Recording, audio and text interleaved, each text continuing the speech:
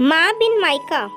वही बरामदा है और बरामदे में बिछा हुआ तख्त भी वही है जो आज से कई साल पहले भी हुआ करता था, और उस पर बैठी देविका आज भी अपने मायके से ससुराल जाने को तैयार बैठी थी। पर आज यहाँ के दृश्य के साथ साथ रिश्ते, रिश्तेदार, भावनाएं और सोच सब बदल चुके थे। 2 साल पहले जब वह यहाँ से विदा हो रही थी, तब माँ को बीमार हालत में छोड़कर जा रही थी। जाते जाते बार बार अपनी भाभीियों से और भाई से गिड़गिड़ाते हुए कहा था कि माँ की तबीयत की खबर उसे देते रहें। सबने उसे भरोसा भी दिया था। बाबूजी से भी वह यही कहकर गई थी, पर तबीयत की खबर देना तो दूर, माँ इस दुनिया को ही छोड़ गई और किसी ने उसे बताने की ज़रूरत नहीं समझी।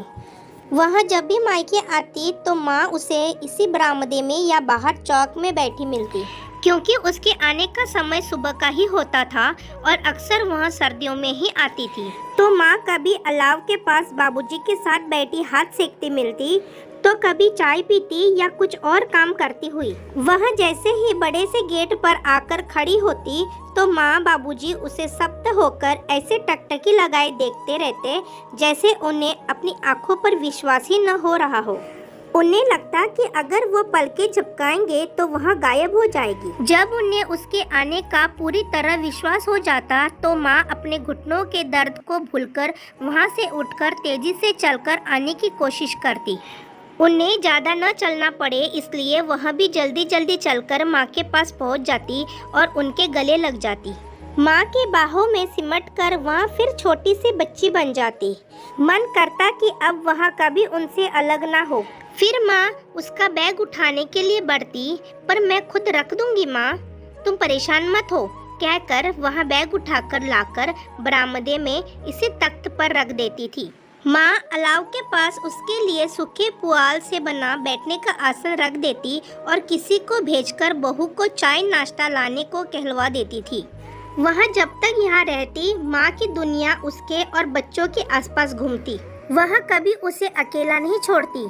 उसके बच्चों ने कुछ खाया या नहीं, उन्हें कोई परेशानी तो नहीं, उनको कुछ नया खाने का मन तो नहीं, बस हमेशा हर तरह से इसी कोशिश में रहती कि शहर से आई उसकी बेटी और बच्चों को कोई परेशानी न हो।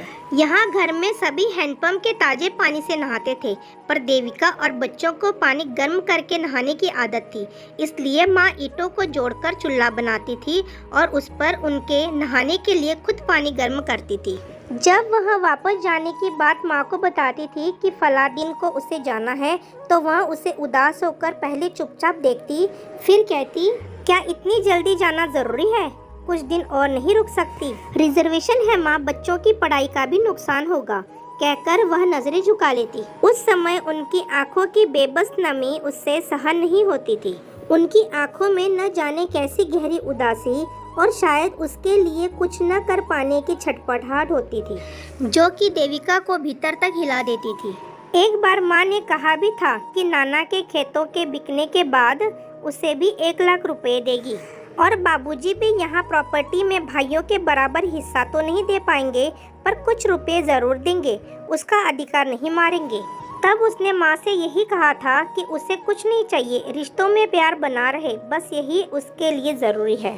पर माँ ने कहा, जो जिसका है वो तो देना ही है, हम ज़्यादा तो नहीं कर सकते, पर थोड़ा बहुत जितना कर सकते हैं वो तो करेंगे ही।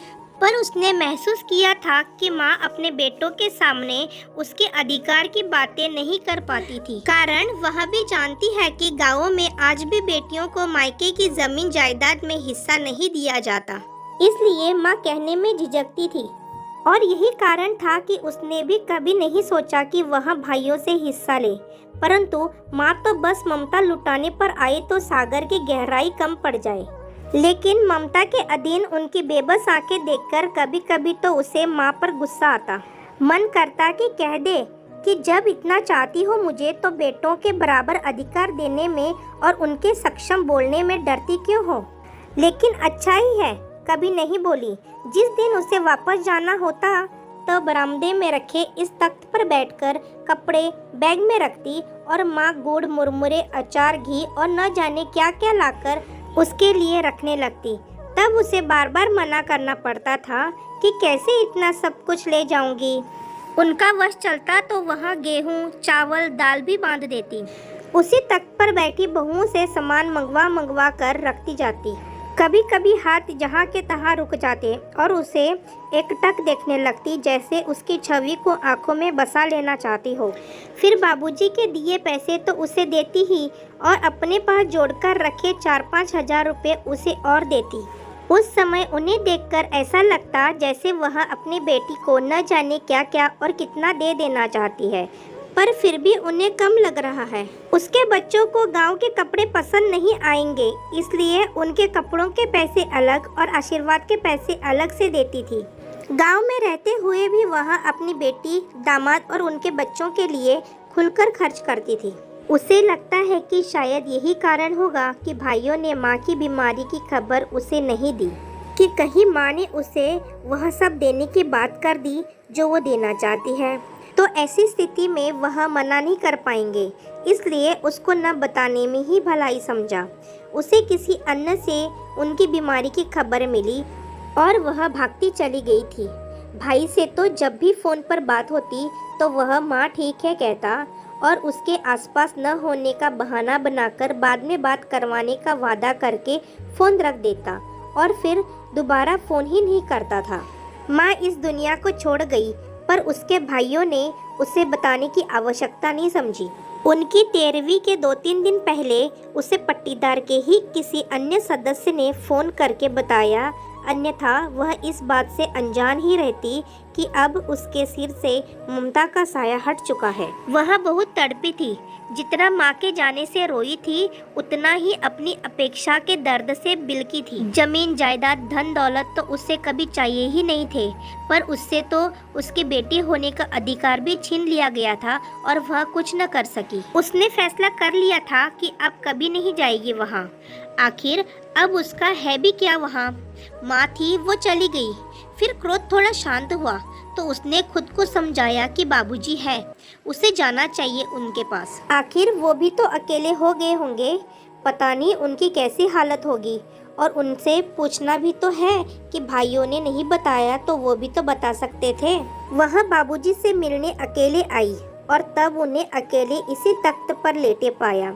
उसे देखते ही बाबूजी रो पड़े और उन्हें फुट फुट कर रोते देख देविका खुद को भी रोक न पाई, वह भी रो पड़ी थी। बाद में उन्होंने उसे बताया कि उसके भाइयों ने उनसे झूठ बोला था कि उन्होंने उसे माँ के निधन की सूचना दे दी थी। उनको तो यही लगता था कि देविका सब कुछ जानने के बाद भी नहीं आई। उसने सभी को दोषी ठहराते हुए पहली बार कठोर शब्द में फटकारा था। पहली बार घर की बड़ी बेटी होने के अधिकार से डांटा था। और तब किसी ने फ़ोन खराब होने और किसी ने फ़ोन नंबर न मिलने के अविश्वसनीय बहाने बनाए थे। देविका को माँ के बगैर घर काटने को दौड़ता महसूस हो रहा था। हालांकि अब तो उसका एक भाई भी पुराने वाले घर से यही नए घर में रहने लगा था, ताकि रात को बाबूजी को अकेले न रहना पड़े। तब भी देविका के लिए एक एक दिन काटना मुश्किल हो रहा था। जैसे पहले माँ उसका ख्याल रखा करती थी, इस बार बाबूजी ने रखा और उन्होंने भी वही दोहराया जो माँ कहा करती थी कि उसे उसका अधिकार मिलना चाहिए। उन्होंने कहा कि वह माँ की अंतिम इच्छा जरूर पूरी करेंगे और उन्होंने मौसी के बेटे से इसकी बात भी कर ली है। देविका को महसूस हुआ कि उसके बाबूजी के स्वभाव में पहले से कितना अधिक परिवर्तन आ गया है। माँ के रहते वह कभी नहीं पूछते थे कि उसने खाना खाया या नहीं, उसे किसी चीज़ की आवश्यकता तो नहीं या शायद ज़रूरत ही नहीं पड़ी। उन्हें पता होता था कि माँ खुद से पहले उसका ध्यान रखती थी और अब माँ के अभाव में वह माँ के हिस्से की जिम्मेदारी भी स्वतः निभाने लगे। शायद उन्हें अपने बहू बेटों की लापरवाही का भी बोध था, इसलिए वह ज़्यादा सजग हो गए थे। वापस जाने का समय आया तो फिर वही बरामदा और वही तख्त, पर वहाँ जल्दी जल्दी उसके लिए ज़्यादा से ज़्यादा चीज़ें देने को लालायित माँ नहीं थी। बाबूजी उससे 2 कदम की दूरी पर कुर्सी पर बैठे थे। वह अपने कपड़े बैग में रख रही थी।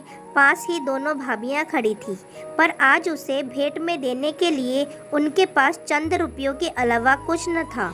जब भाभियों ने उसे पैसे देना चाहा तो उसने मना किया, पर बाबूजी की ओर देखकर उसे लगा कि उन्हें दुख होगा अगर वह खाली हाथ चली गई तो, इसलिए जब भाभी ने दोबारा आग्रह किया तो उसने चुपचाप रुपए पकड़ लिए। फिर बाबूजी ने भी अपनी जेब से रुपए निकालकर उसे दिए तो उसे माँ की वही आदत याद आ गई, जब वह उनके दिए गए पैसों में अपने पास से भी मिलाती फिर देती थी। उसने भरी आंखों से बाबूजी के धुंधलाते चेहरे की ओर देखते हुए चुपचाप रुपए ले लिए और भाई के साथ गाड़ी की ओर बढ़ गई। बाबूजी भी बाहर तक उसे छोड़ने आए और अपना और बच्चों का ख्याल रखने की हिदायत के साथ उसे आते रहने को कहा और भाई ने गाड़ी आगे बढ़ा दी। जो गाड़ी उसके घर की ओर आगे बढ़ती जाती, बाबूजी की आकृति और धुंधली होती जाती। माँ के अभाव में उसे आज घर का वह बड़ा सा गेट कितना सुनना निर्जीव प्रतीत हो रहा था। माँ बिन मायका उसके मुंह से अनायास निकला और पलकों के बांध को तोड़कर आंसुओं की बूंदें गालों पर डुलकर आई। अपने घर पहुंचकर उसने अपने सकुशल पहुंचने की खबर बाबूजी को फोन करके दे दिया था। उसके बाद वह इंतज़ार करती रही कि शायद कभी भाई का फ़ोन आए या भाभी फ़ोन करके उसकी खबर पूछेगी, पर ऐसा अवसर कभी नहीं आया। उसने भी सोच लिया कि अब वह भी फ़ोन नहीं करेगी, पर दूसरे ही पल बाबूजी का मुरझाया चेहरा ध्यान आ गया और उसने सोचा कि आखिर इसमें उनकी क्या गलती हो सकती है। उन्हें तो शायद नंबर भी नहीं पता होगा और ऐसा ख्याल आते ही उसने अपने बाबूजी के मोबाइल पर ही फ़ोन किया और फिर काफ़ी देर तक उसने बातें की। उसका फ़ोन आने से बाबूजी भी बहुत खुश हुए, जैसे पहले माँ होती थी। अब तो वह फ़ोन पर उससे घर परिवार और फसल की बातें भी करने लगे थे, जबकि पहले वह उसके बारे में माँ से ही पूछा करते थे। उससे तो बस हालचाल पूछकर फ़ोन रख देते थे। अब देविका का नियम बन गया था कि हफ्ते 10 दिन में एक बार बाबूजी को फ़ोन ज़रूर कर लेती थी और उनसे बात करके उसे तसल्ली मिल जाती थी।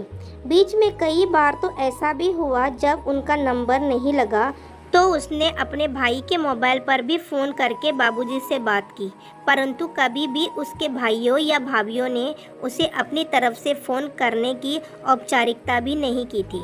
समय अपनी गति से आगे बढ़ता रहा और एक समय ऐसा भी आया जब उसने अपने बाबूजी को फ़ोन किया पर उन्होंने फ़ोन नहीं उठाया।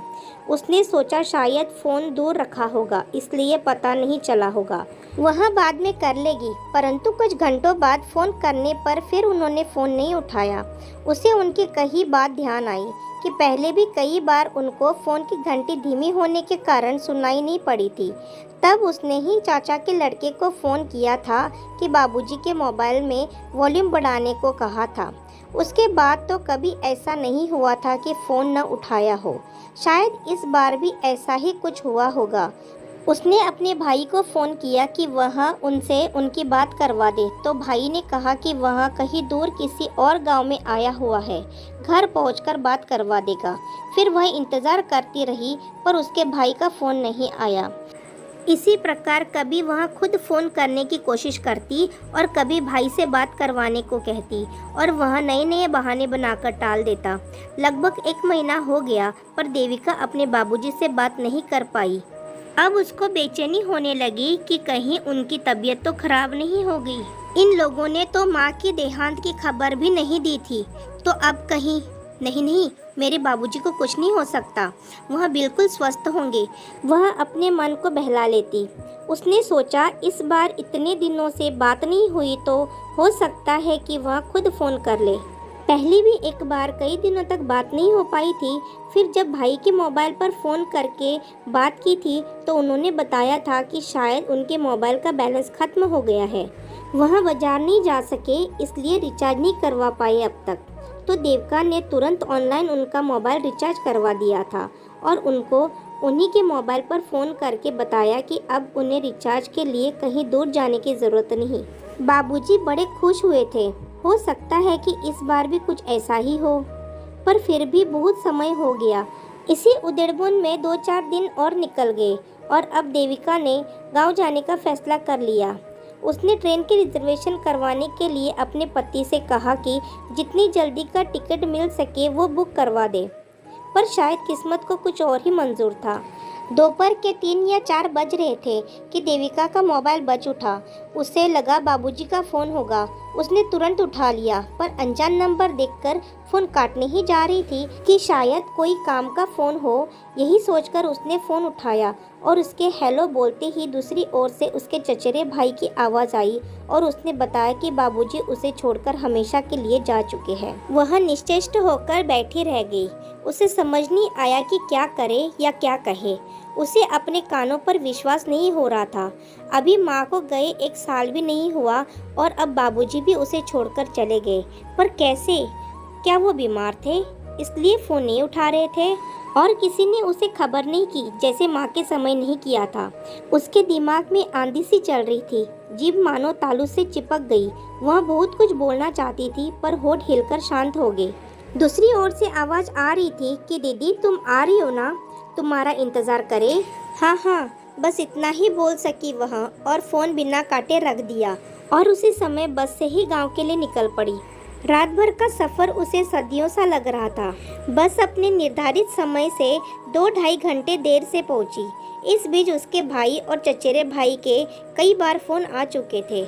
अधिक देर होती देख भाई ने उसे बस स्टेशन से लाने के लिए मोटरसाइकिल से चचेरे भाई को भेज दिया ताकि जल्दी आ सके। मोटरसाइकिल से उतरकर वह दौड़ती भागती घर में घुसी।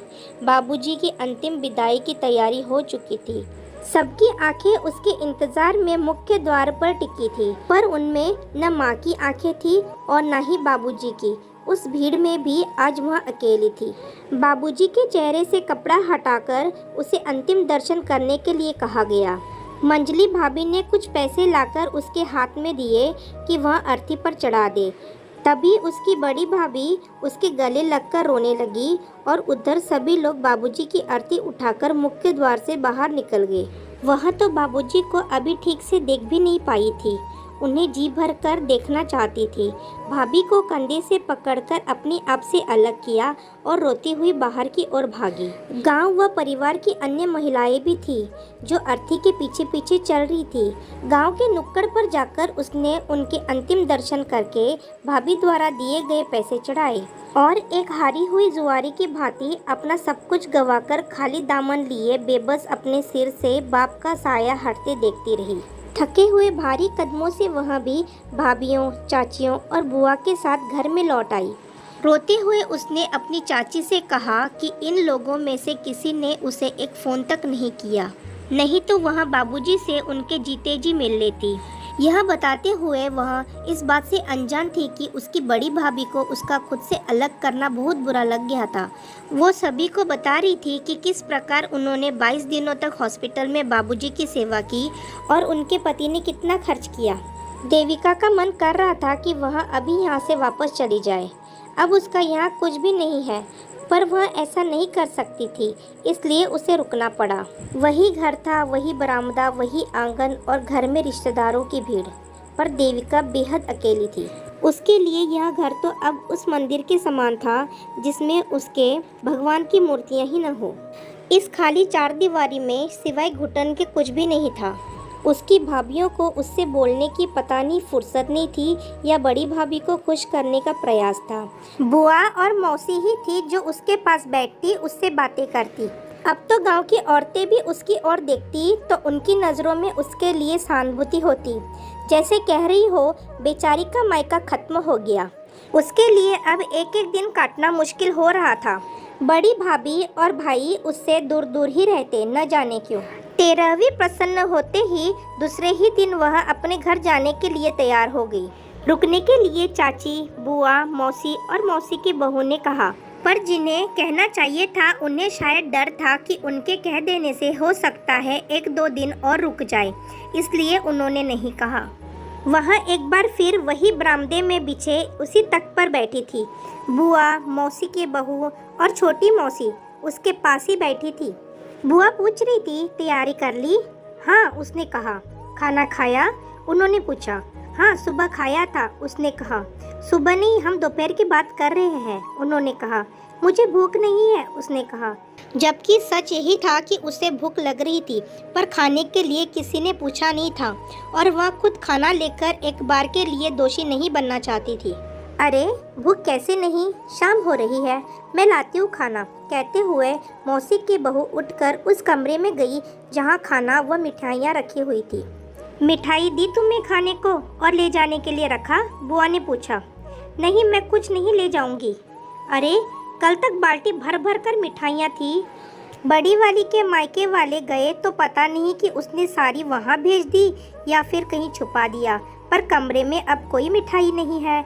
मौसी के बहू ने बाहर आते हुए कहा, बड़ी चालाक है ये बहुएं, कोई खा न ले इसलिए छिपा दिया और अपने मायके वालों को ही देंगी। इकलौती ननन के लिए भी अब कुछ नहीं है इनके पास। बुआ गुस्से को भीतर ही भीतर पीती हुई बोली, आप बेवजह परेशान हो रही हो, मैं तो वैसे भी कुछ नहीं लेकर जाने वाली हूँ। कहते हुए उसे माँ की याद आ गई कि कैसे माँ उसके लिए न जाने क्या क्या बांधने को तैयार करती थी जब जब वह ससुराल जाती थी। तभी उसकी मंझली भाभी आई और उससे पूछा, दीदी मुरमुरे और गुड़ रख दे, ले जाओगी? नहीं, मैं कुछ नहीं ले जाऊंगी, उसने कहा। गुड़ क्यों, मिठाई नहीं बची है क्या? बुआ बोली। हाँ थोड़ी है, आप कहो तो रख दूं दीदी? भाभी उसकी ओर देखते हुए बोली। नहीं, मैं कुछ भी लेकर नहीं जाऊंगी, किसी को मेरे लिए परेशान होने की आवश्यकता नहीं है, उसने कठोरता से इतनी तेज आवाज़ में कहा ताकि उसकी आवाज़ बरामदे के दूसरे छोर पर बैठे उसके बड़े भाई भाभी को सुनाई पड़ सके। उसने अपनी बेटी से पर्स मंगवाया और उसमें से पैसे निकालकर अपनी भाभी को दिए, यह कहते हुए कि बाबूजी की अंतिम यात्रा में मेरे द्वारा जो पैसे चढ़ाए गए वो मेरे ही होने चाहिए, इसलिए ये पैसे तुम्हें रखने ही पड़ेंगे। इस प्रकार उसने यह जता दिया कि अब वे लोग उसे बोझ न समझे। वह उनका एक भी पैसा अपने लिए नहीं लेगी। शाम को वह जाने लगी तो मझली भाभी ने सभी के सक्षम औपचारिकता पूरी करते हुए कहा कि आती रहना दीदी, माँ बाबूजी नहीं है तो क्या, हम तो हैं। पर उसने कुछ नहीं कहा, पर उसके दिल से ज़रूर आवाज़ आई कि तुम एक बार फ़ोन करोगी तो मैं भागी चली आऊँगी। उसे पता था कि अब कोई उसे फ़ोन नहीं करेगा। उसके पास फ़ोन आने तो तभी बंद हो गए थे जब माँ बीमार पड़ी। आज उसकी आंखें फिर भर आई, चाहकर भी वह अपने आंसू रोक न सकी, पर वहाँ कोई न था जिसके कंधे पर वह सिर रखकर रो पाती।